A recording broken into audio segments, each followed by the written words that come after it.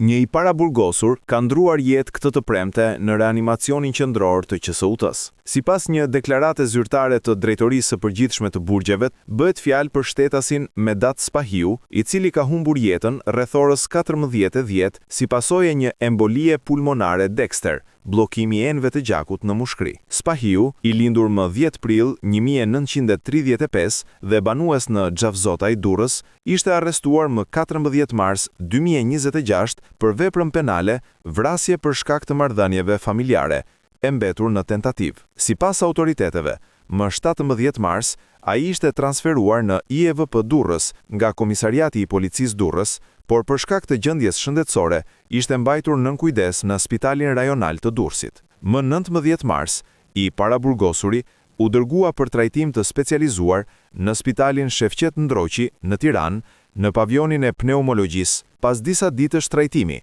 më 31 mars, ai u transferua në QSU-t.